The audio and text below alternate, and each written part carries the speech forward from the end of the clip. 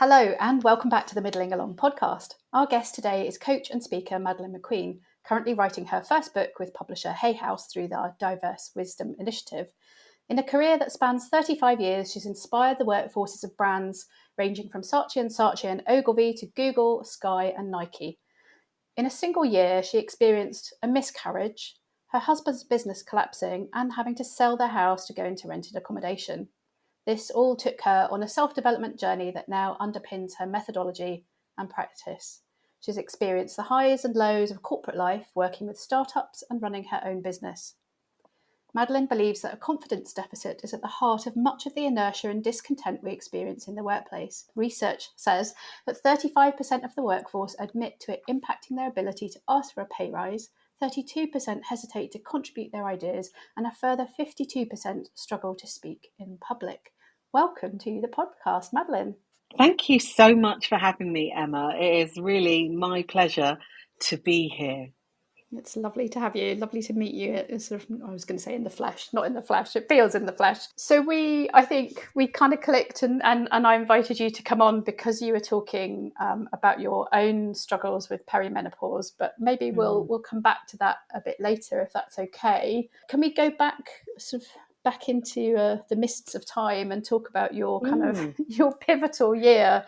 I guess for many of us, when we get to midlife, and I know that was a while ago, but we get to midlife, we quite often have this kind of confluence of life stuff happening to us. And so, how did you kind of get through that and sort of use that as a reboot, if you like? Yeah, I think I've had a few of those. Most probably going through another one. And I think that's the thing about life. It's so complex. And we try, there are lots of simple things that we can do, but I think life in itself is complex and being a human being is complex. So I think if I can talk about a couple of times, I remember hitting 40 and being really excited. Age doesn't bother me because I just think you know more, you learn more. You're like, oh, actually, maybe I am an adult after all. Not just looking around going, where's the oh, it's me. Oh, it's me. Yeah, there are definitely those moments. And I think around 40, there were a few things. One was my fingers started hurting and recognizing the kind of arthritis starting to kick in. My eyesight started to deteriorate. And I remember going to the optician and him saying, okay, you are okay, but you are going to need glasses within the next 5 years. And it was like, oh, this is real. I am actually aging. And if I think about when I hit 40, which was 2009, I also decided that I just wanted to live. I still really wasn't sure what I wanted to do, and I wanted to have more of an impact. And so I was doing work in schools with David. I was kind of I was very background, and I was like, I don't want to be background anymore, but I don't really know what I want to be. And I've been doing some sales coaching, business consulting, but the theme of confidence kept coming up. But I think, again, for many of us, we don't really know what we want to do. There's that thing of you know what you want to do for the rest of your life, like as a child, and actually most of us don't. We're kind of working it out as we go along. I'm still waiting to be a grown-up and figure out what on earth it is I'm supposed to be doing. One of my pivotal years was 2013 because I'd, getting into deeper into, mostly 10 years ago, getting deeper into my 40s, and again going, I'm still doing stuff, but I'm not really sure what I'm doing. I had, done a coaching course. I'd done, we did that coaching course back in 2004, but still not sure. I'd finished a big piece of consulting and I was burnt out, like super burnt out. I had a child in private school, so there was the pressure of, child in private school, but couldn't really afford it. So the pressure of paying those bills. And I was just like, okay, I don't want to struggle. And also I grew up Seventh-day Adventist, and I think one of the things, although I'd already started to really moved away, I realized I remember waking up in the middle of the night. You know, you have those stresses and strains around finance and going, oh, I need to be my own hero. I need to stop hoping that a check's going to come through the door and solve all of my issues.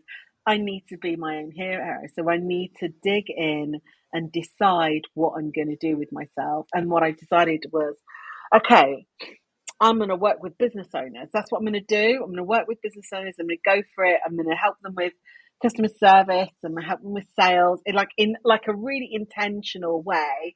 And I'm going to work on the business owner and work on them, which I started doing, and it was quite successful. I also joined a trustee board called Hestia, which is it's a decent sized charity, which really made me think again and again, more moments of, oh, what am I doing? What do I really want to do? And I think it was most probably after making that decision, 2017, when I went, I keep working with business owners, and it's supposed to be all about the business, but I'm actually working just on them. And I'm always working on their confidence, always about them believing in what they do, them believing in themselves as being able to do it. And so I said, okay, stake in the ground. I'm going to work with execs and leaders around clarity, confidence, and empowerment. And those days as well was also recognizing less is, and this is an ongoing learning, less is more. We've been conditioned that work really, really, really, really, really, really, really, really, really, really hard. But actually, as you're getting older, certainly as a woman, that becomes more and more challenging to work really, really, really, like to be working late nights, to be doing all those things. And I knew I wanted far more work-life balance, which was, we took our child out of she was going into sixth form. It was like, no, you need a normal school. We need to go on a holiday. And that was one of the things that I decided. That was definitely a 2014 thing. And in going into, like moving forward, was that we will go on holiday every year because I need a break. I need to ensure that we have time that we are not working, because when you work for yourselves, you're always working. And so 2017 was really the time when I said, okay, I've got my holidays in place. Is my work where I want it to be? And the answer was no. And so I said, okay, I'm putting it out there. This is what I do. And that's what I have been doing ever since. But that journey has definitely made me go, what does less is more look like? And again, that's why I said I'm going through a pivotal moment at the moment. 50, I hit 2019, knowing I was hitting 50 just before the pandemic. I was super excited, but I also knew, my children were going to be 18 and 23. And the pivotal moment for me was, okay, I've looked at them since the day they were born. It's time for me to look at me. And yeah, over these, certainly since hitting 50, as I said, perimenopause is the menopause be kicking my ass. And recognizing, again, I cannot operate the way I used to operate. I need downtime, like real downtime. I call them episodes, that tiredness that hits. And I feel like I can't do anything. It was also around the time I had to change my coil, to be honest. And going, I don't want a marina anymore because I just keep putting on weight. I actually want, even though they doctors say it doesn't happen, and you go reading online, and all these women are going, it does, nothing. I do the same things I used to do, and I'm just putting weight on. It's a pivotal moment. I can never go, this was the one. I feel like in my life I've had a series of pivotal moments, and I think that will continue, especially if you're pursuing growth, if you want to really get to know who you are. And I feel like we spend a lot of time getting to be who we think people expect us to be. That's not necessarily who we really are. So my latest pivotal moment is now, where I'm going, okay, yes, I can do one-to-ones. Yes, I can go out and speak. Yes, I can facilitate. But what do I really want to do? How do I want to spend my time? How can I leaning even more into less is more. So doing less work for more money and more impact. What do I need? So that's a journey I'm at. So I'm definitely here going through another pivotal moment. And you work with people at quite a senior level, and we probably, if we're in a big organization, we look at those people at the top and assume that they must be absolutely bursting with confidence and sort of self-assuredness, but actually I think a lot of the time that's not necessarily the case. So I don't know, how do you work with people when they kind of have this front that they have to put up? Is it an opportunity with you to let their guard down and be very very honest? Definitely. And that's why I keep saying we're complex people. We're all still, as we're trying to grow, we're all a work in progress. I think that's a really best way to say it. Doesn't matter. My basis has always been it doesn't matter. No, it doesn't matter. That's not the right word phrase. Is we are equal. You've just done different things. And it's a great way to look at it, because you're a human being just like I am. It doesn't matter which stage. And I think if you think about, if you've got kids, if those listening, anyone's got children, your children need you. They still need you. It doesn't matter how old they are. They still need you. It's just different.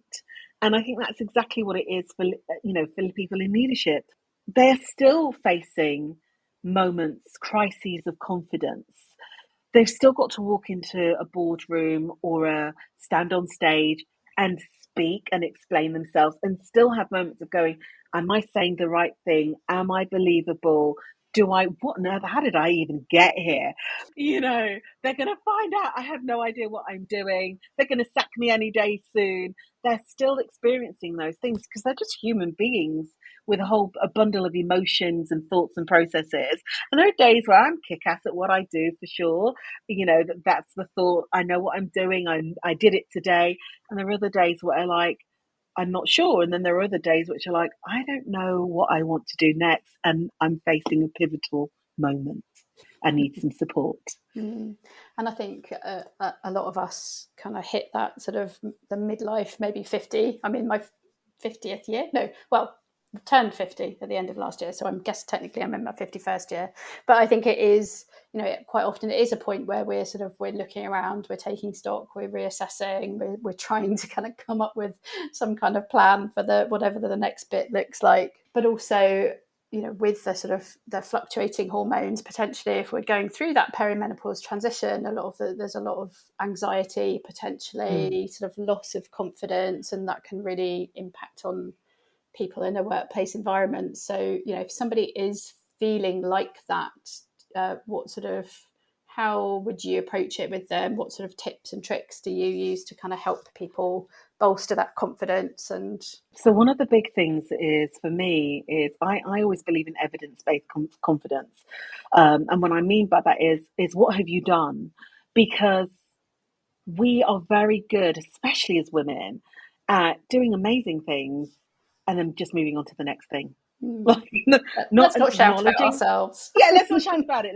We don't acknowledge what we did. We don't acknowledge the skills that we used or the learning. And so when we move on to the next thing, we instantly go, oh my goodness, I don't know if I can do this. And it's like we start at ground zero.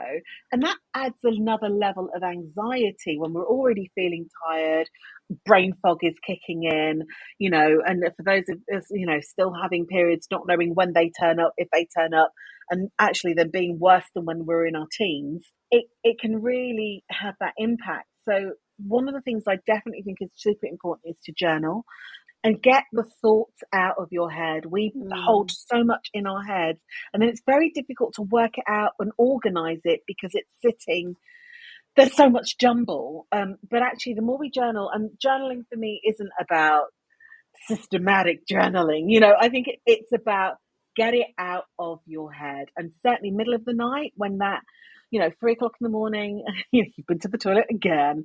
And, the it's busy going brain around, right? Your brain is now really busy.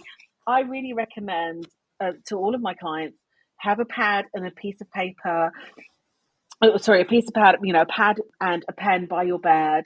Keep the lights low, so don't put on the light. Don't make it really big, but if you can, just write everything that's going on in your head, and it's much easier then to go back to sleep, to wake up in the morning feeling less frazzled, because that frazzledness impacts our confidence too.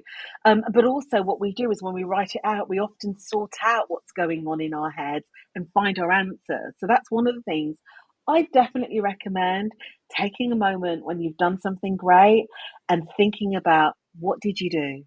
How did it go? What did you learn? What was the feedback?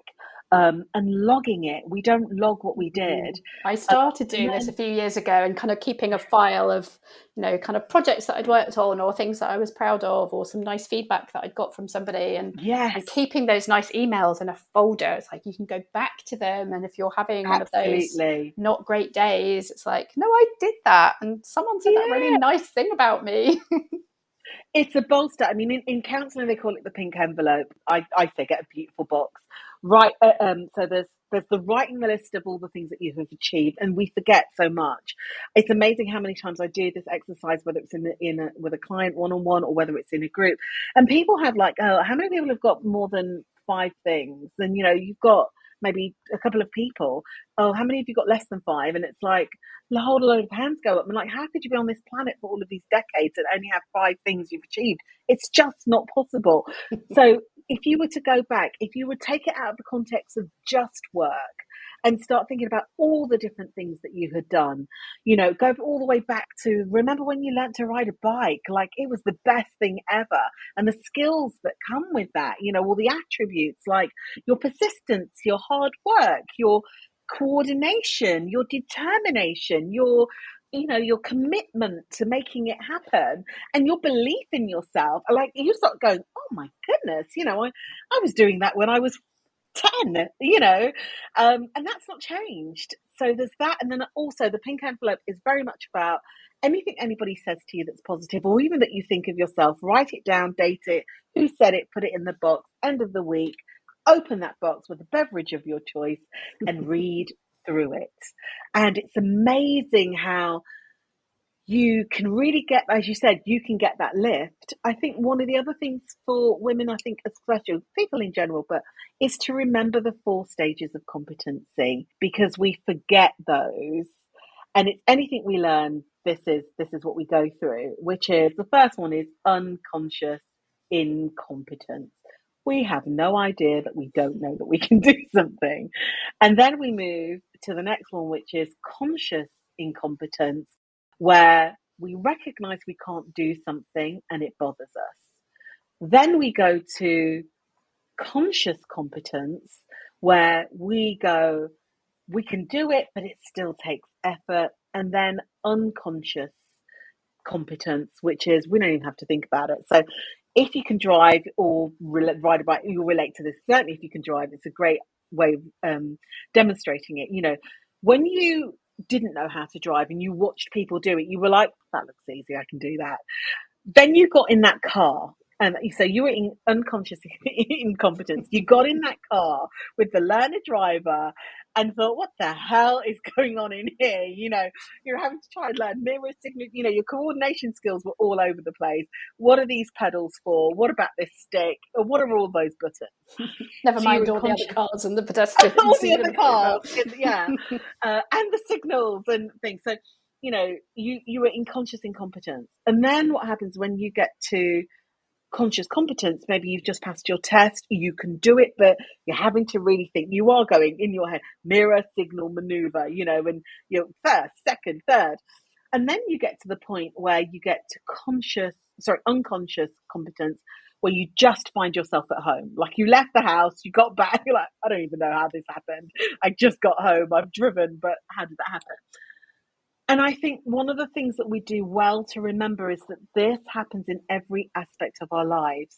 So when a new task comes along, rather than going, I have no idea what I'm doing, clearly I'm a failure, I'm so crap, I can't do this and they're going to see that I don't know, is actually go, I am in conscious incompetence. It's time to learn again. I'm supposed to be here because every time I do something new, I go back to conscious incompetence. And it's a good way of grounding yourself and going, okay, so now who do I need to meet? What do I need to learn?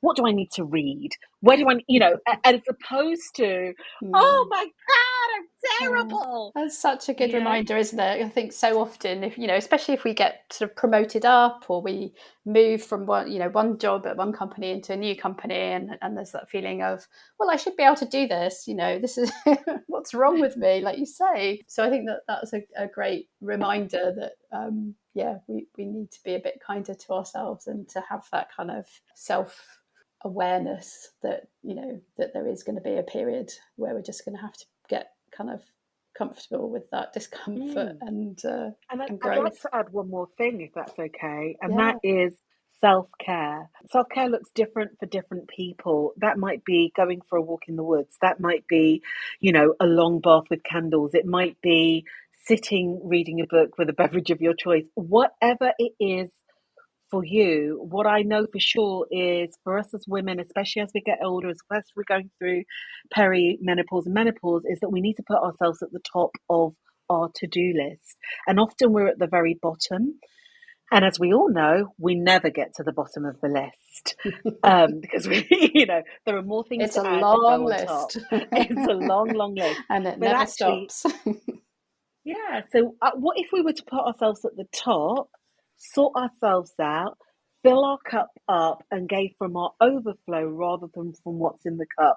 Many of us are burnt out and tired, as well as navigating our body doing a whole range of things that we don't even know what's going on. And actually, we need some time for us, woosah time to just settle in ourselves, fill ourselves back up so we can live to face another day. The more we do that, the more energy we create to be able to face. And the other thing is, take all the help you can get. Whatever that might be, buy all the gadgets. There are people around who are also offering that we're ignoring. Sometimes take the help. Yeah, we're trying to do too much with too little, and sort of stretching ourselves out too thinly.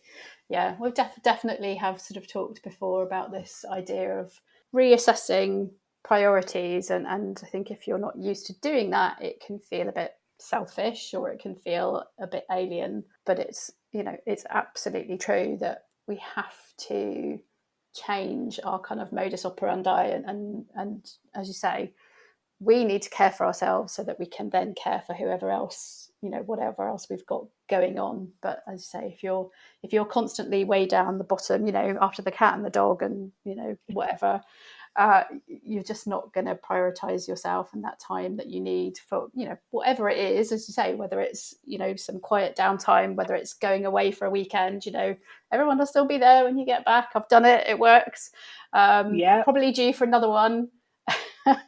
or just I don't know, ordering in dinner once a week because you need the night off. So however that looks for you, we definitely encourage you, if you're listening and feeling frazzled, to do that. Any other sort of tips in terms of sort of reducing overwhelm? Because again, I think that can kind of really impact on our kind of confidence in ourselves and our ability to cope. We are all juggling so many balls, and then if we do drop a ball, we feel terrible. But a lot of the time, we don't feel like we can take any of those things out of the equation. So my big tip, and what I've been doing definitely a lot this year, is say no. We allow ourselves to feel way too guilty by saying no. But what we have to do is start thinking, what we're very good at doing as women, especially, is going, oh, well, that'll only take, I can do that. Oh, that's 4 times a year. I can do that. Oh, like that, I can do that. Oh, that, I can do that. And yes, on its own, it seems like a very small thing to do. But when you've started saying yes to lots and lots of things, plus your just day-to-day living, actually There's it multiplier accumulates. effect. Yeah. It is a multiplier. I realized this. I had to start saying no to things, and even things that I thought that I really enjoyed doing, but actually they were taking away from me.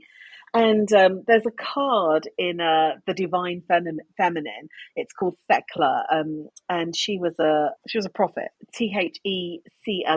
And there's a woman called Maggie Watterson, I think her name is, and she does these cards, or Megan, I think it is. And her thing is, I take back my power from all times, places, and people. Oh, love And it. I kept bringing up this card. I was like, okay, I'm going to take the message. And I think it's what we need to do, certainly as we get older, is start pulling back power from all the places and people that we have kept giving it to, because it's exhausting us. We're already exhausted because our bodies are going through change, and then we're adding exhaustion. And then that exhaustion adds anxiety. Like it's So negative cyclical. So what feedback. Yeah. so what we need to do actually is pull it back. Say no to things and be okay with your no, because it'll be interesting when you say no. Watch people's behavior. The people Yeah. who are taking the most and it benefits them more than it benefits you are going to throw a hissy fit. And it's like, actually, if you really cared as much as you should, then that would be okay with you, because you'd recognize I needed it. So actually, when people, there's a little phrase that I found, that people throw a hissy fit, that's an indicator that you need to set more boundaries with that person.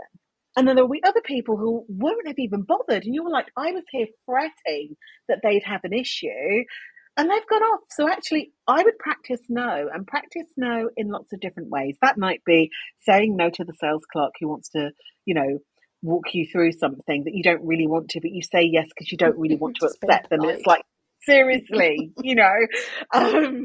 but wherever it might be, yes, wherever it might be, just say no. And one of my clients, she said that the best advice she was given by somebody in the workplace was, don't own the problem in the room. We feel that we find it very difficult to sit in the silence, and then we feel like, I've got to fill the gap, I'll take it. Stop filling the gap. I think that's a really important thing for us to do, is to say no and start pulling back. Because the other thing is that we enable then people to keep taking advantage, and also, not even that, we don't allow them to find their own answers. Sometimes our help isn't helping, so let's stop. It doesn't mean to say we can't Knee-jerk be reaction. helpful. Yeah. Yeah, it doesn't mean we can't be helpful, but maybe we need to just step back for a moment and allow somebody to experience, because we rob them of learning when we do everything for other people in our misguided belief that we have to fill every gap and be all things to all people. It's just not possible to do. And as we do that, we then are able to take a breath and breathe and consider, what do we really want to be spending our time doing that fills us, so that we can then give freely. It's so interesting. I actually recorded another episode this week with Natalie Liu, who's written The Joy of Saying No. So it must be the week of no. As The week of no. the week of Yeah, the more no. we do it, the better. Or midlife superpower, as I like to call it. Definitely. I was going to ask you one more question, because your girls, you've got two girls, are a bit older than mine. And it's something that I think a lot about, which is, sort of raising young women in this kind of environment that we live in now, which is very different to the environment that we grew up in, with, no internet, no social media, perhaps the odd magazine that we might look at, but certainly not as bombarded with kind of images constantly. So yeah, I don't know, for those of us whose girls are a little way behind, do you have any top tips? Yeah, hug your daughters and tell them that you love them, and tell them that you're proud of them. My girls are now 21 and 25, and I'm just so super proud of them. And I think one of the things is to listen, because they will tell you if they feel that they can be heard, and they need to be heard, because there's so many places when they are not heard. And so they need a safe place to be heard. And the other thing is to help them navigate this world by talking through what happened, how it happened, what their thoughts are, so what solutions they think they have, what are their coping mechanisms, and encouraging them to do things like journal, to remember that It they is don't almost have so to much have like all the coaching, answers. isn't it? It's like Yeah, you don't yeah. want to jump in there and give them all the answers and give them all the solutions, but helping them to find them themselves. And one of the greatest ways to do that is to ask them open questions. The who, the what, the where, the why, the how. How and why can sometimes be a bit challenging, but like, so for my youngest daughter, I remember she had loads of work. I mean, she's currently in Spain on a year abroad, but she had all this work, and she's and I'm so stressed, and I'm anxious, and I'm this and I'm that, and I'm like, okay, what do you know work? And I left it, and then we have to shut up because we're very good at then keep talking. I can put my hand up to that. And then she was like, a plan. Oh, okay, a plan. Have you got a plan? No. So then what do you think you need to do? I need to sit down and write a plan. She sat down and write a plan, feels a lot better. And I think we've got to allow them to know that they have got their own answers, but also that we can help them too. And I think the more that we give them the space to feel like they are valid people, the more that they show up in other places feeling like they're valid too. It all comes back to the confidence, doesn't it? It So does. It we really come does. full circle. Oh, well, that's as good as a place as any to stop. Madeline, thank you. It's been absolutely joyful chatting to you. So, yes, thank you very much for coming along. Oh, no, thank you so Look forward much to for. reading your book when it comes out. So maybe you'll Yay! come back and talk to us again. I hopefully will. Emma, it's been my absolute pleasure. Thank you so much. You've been listening to the Middling Along podcast. Do remember to subscribe to be notified when our next episode is live. And why not visit the blog at www.midlingalong.com to sign up to my newsletter as well. I do hope you enjoyed listening today. If you did, I'd be really grateful if you would consider leaving a short review, as that helps people find the podcast and helps get it noticed. Hope you can join us next time. Goodbye for now.